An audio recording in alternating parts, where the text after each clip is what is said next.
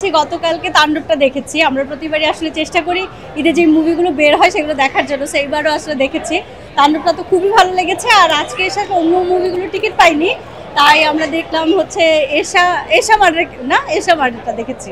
তাণ্ডব সিনেমাটা আসলে মেকিং বলেন অনেক ভালো, কারণ শাকিব খান এখন যে অভিনয় করেন সেটা হয়তো আগে 10 বছর আগে এরকম অভিনয় ছিল না, বাট এখন উনি যেটা করেন আসলে অনেক ভালো। আমাদের ফিল্ম ইন্ডাস্ট্রির জন্য এটা আসলে খুবই দরকার, এবং যারা আসলে আমরা ফিল্ম লাভার আছি, মুভি দেখতে পছন্দ করি, তাদের জন্য এরকম মুভি হলে আসলে সবার জন্যই পয়সা ভাসুল টাইপের একটা অবস্থা ক্রিয়েট হয়।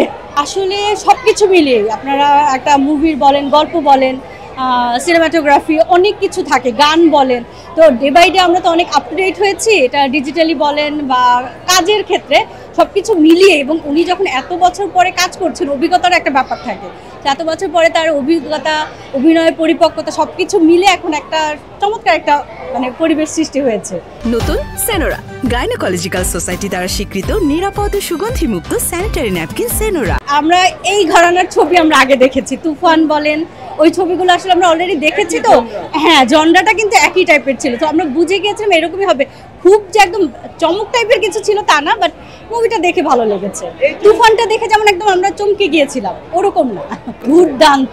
ওদের অভিনয় এবং অন্যদের যেই এন্ট্রি ছিল, এটা মারাত্মক, এবং এটা আমাদের জন্য সত্যি অনেক বড় চমক। এবং সিয়ামকে নিয়ে আমি সবসময় একটা কথা বলতাম, সিয়াম যেরকম কাজ করেন ওরকম যদি আসলে ভালো একজন ডিরেক্টরের হাতে পড়ে, তাহলে ডেফিনেটলি সিয়াম অনেক ভালো কাজ করবে।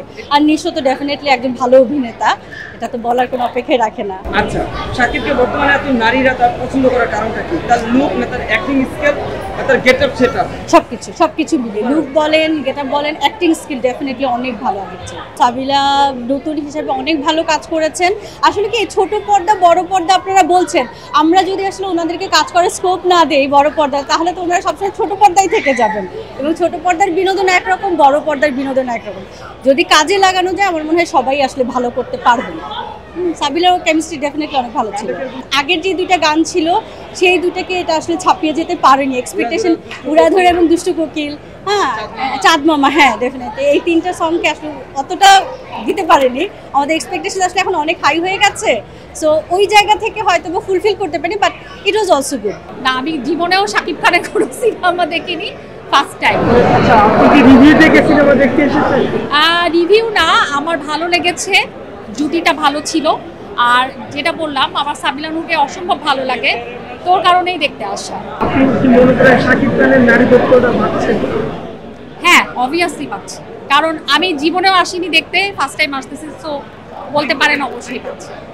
হিট দুইটা গান ছিল, কত লাগে উড়াধুরা আর হচ্ছে গিয়ে চাঁদ মামা। তো এরকম হাইপসের সবাই দর্শক আশা করেছিল, বাট তার থেকে একটু ডিফারেন্ট লিচুর বাগানে যদি তাদের এক্সপেকটেশন ওরকম হাই থাকে, তো তাদের জন্য মন খারাপ। বাট আমার পার্সোনালি গানটা অনেক ভালো লেগেছে, কারণ ফোক প্লাস নতুন হচ্ছে গিয়ে ক্লাসিক্যাল মিউজিক অ্যাড, তো আমার খুব ভালো লেগেছে পার্সোনালি।